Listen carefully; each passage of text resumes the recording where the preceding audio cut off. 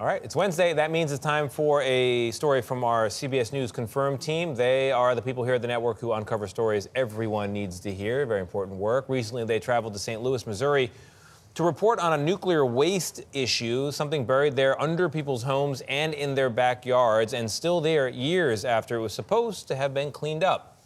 And get this, many residents did not even know it was there. Here's Skyler Henry, who found out. When did you start to notice people starting to get sick?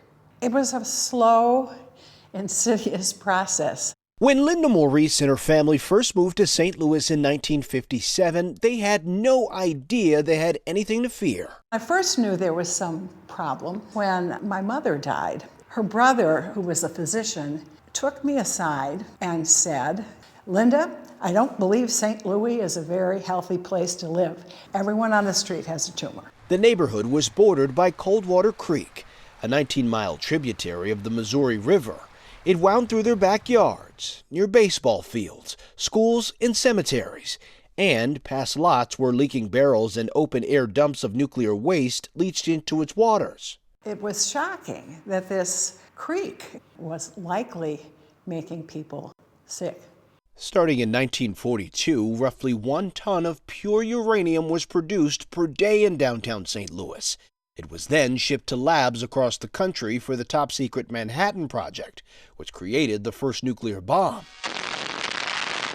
The leftover waste was dumped around the city. That material was in 82 different spots throughout St. Louis County. Spilled, children played in it. It seemed to me that there wasn't an attempt to absolutely get to the bottom of it.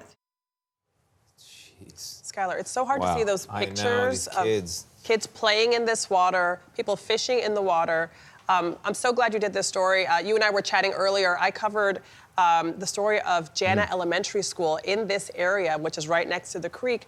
They detected levels of radioactive contamination in 2022, and then they had to bus the kids to other schools at the time. Skyler, I'm wondering, do we know the latest with the school? Was it ever able to reopen?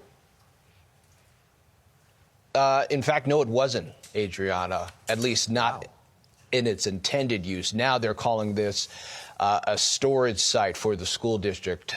They voted on it last year, the school board did, saying that they choose to, in fact, put desks, chairs, other things that the school board may have around. Meanwhile, those students that you pointed out, they are all reassigned to 5 different schools in the area, just signifying the concern that not only parents, but staffers and faculty shared about what was happening in and around that area.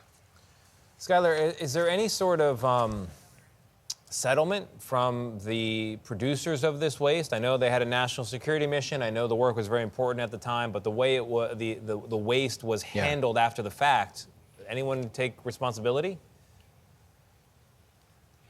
Well, the Army Corps of Engineers is in charge of the cleanup, Tony, as it relates to any sort of compensation for those who may have lived in and around the area.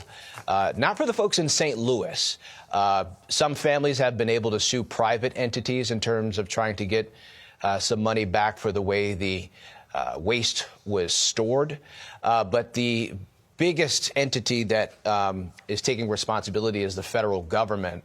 But not any sort of official payout. We know that more than 30 years ago, there was this measure that was passed called RECA, which is the Radiation Exposure Compensation Act, and that was able to give money to folks who lived downwind in Nevada following the testing and projects that happened there following the Manhattan Project. But as for those people in St. Louis, they have yet to receive anything. In fact, Senator Josh Hawley, who is in office now, has worked to try to introduce legislation to make sure that those in St. Louis do get some sort of access to funding. That really measure passed in the Senate, but it was held up in the House. Yeah. All right. Well, hopefully that fight continues. Skyler Henry, thank you so much. Army Corps of Engineers is supposed to clean this up, like Skyler mentioned. They're not expected to be done until 2038, so long time. Long road ahead.